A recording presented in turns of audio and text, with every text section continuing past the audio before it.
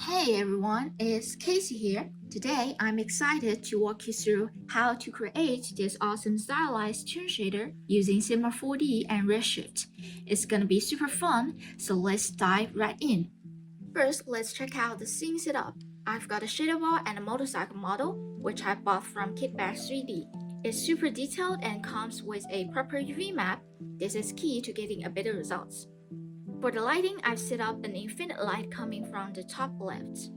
And for the camera, it has a long focal length, which flattens out the scene and gives it that 2D feeling.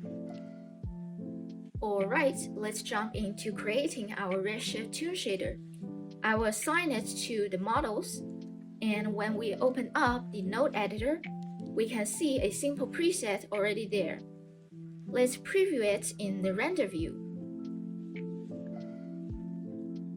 Now we will start with the contour.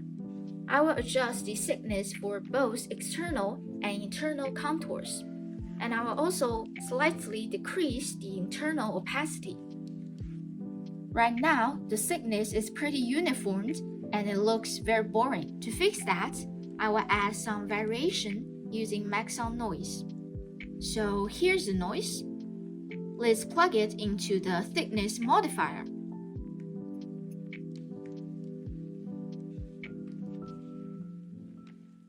Well, at first, the changes are subtle, but if we crank up the contrast, you will see the contour starts to break up. Basically, we are using the grayscale of the noise to control the thickness. Black makes it 0 and white keeps it at 1. Now let's bring back the contrast. And because the thickness is changing too frequently, let's increase the scale of the noise to smooth it out.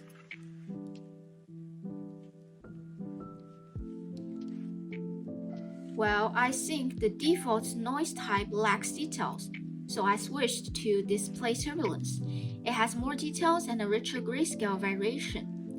Now we are getting close to the effect I want. I'm gonna duplicate this noise and connect it to the external thickness modifier. But this time, I will decrease the size a little. This makes the contours changes on the outside happen more frequently than on the inside, adding some visual interest. Okay, the contour looks good. Let's move on to the base color. First, I will remove the reflection since we don't need it here. Now, I will adjust the color in the base tone map. I've already got my color palette set up, so I'll just quickly tweak these color points.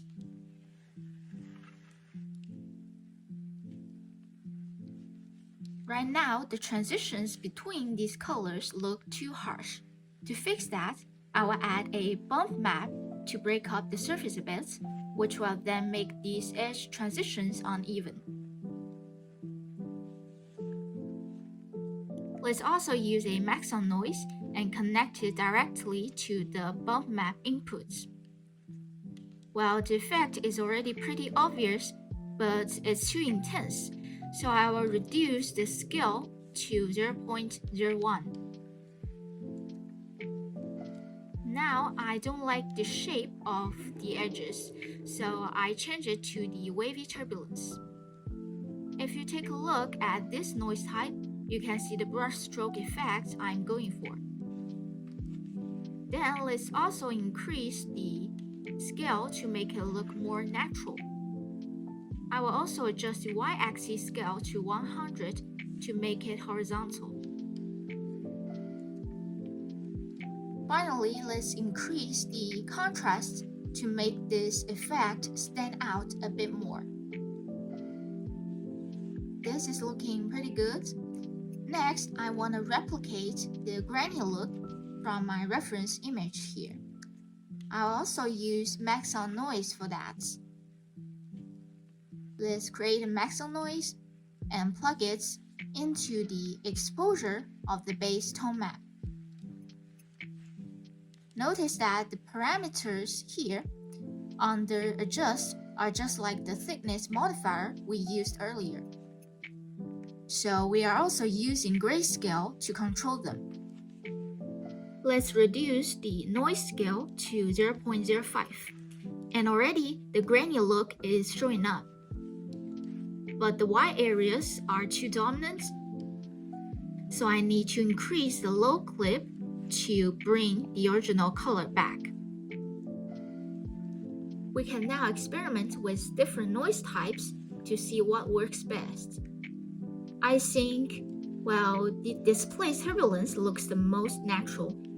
It adds more grain around the edges and less in the center. Next, the model I bought came with some PBR textures.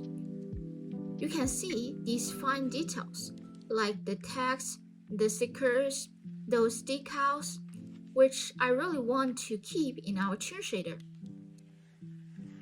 So, I will drag this texture into our node editor. Note that this texture is for the upper half of the motorcycle, so I'll focus on the upper half for now. First, let's use a ramp to convert this PBR texture to pure black and white.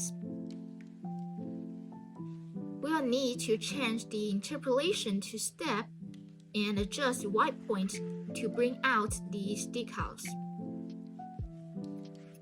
Well, the decals are looking crisp and clean here. Then, let's mix these decals with the grainy texture we created earlier. We will use a node called Color Layer, which is basically like the layer system in Photoshop.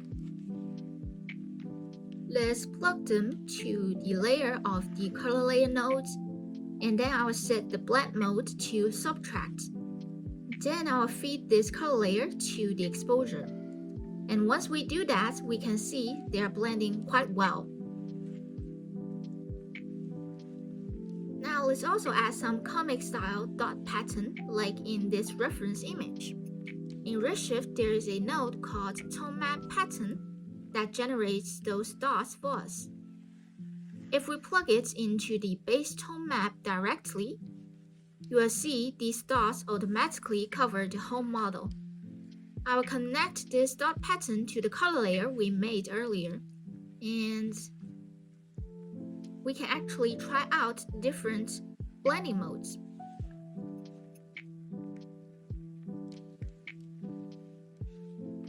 I like this multiply because it creates cyan dots in the white areas.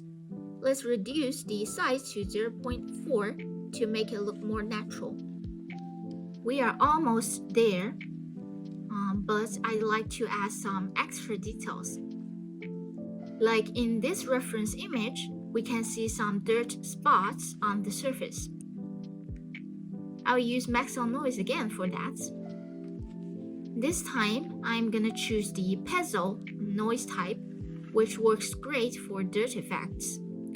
I will tweak its contrast, scale, and also the low clip to refine it.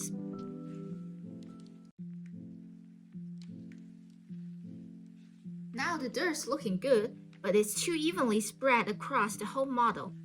So let's use another max on noise to control the coverage.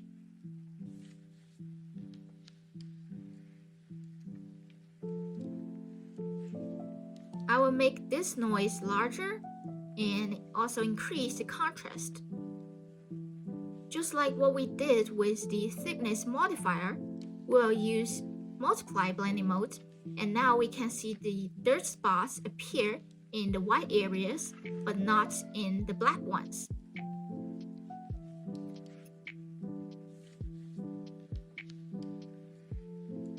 Once we do that, we can actually plug this color layer into the old range mean of the base tone map. Now we can see the dirt spots have already appeared on the object. There's a tiny bug happening here, but let's just refresh it, and boom, we're done. And that's pretty much it for this shader. For the final render, I separated the model into different selections and assigned unique materials to each part. After fine-tuning the colors and textures, here is the final results. Here is a snapshot of the node editor at the end. I will drop the project file in the description, so feel free to download it. Thank you so much for watching. If you enjoyed this, don't forget to like, comment, and subscribe. I will see you in the next one. Bye!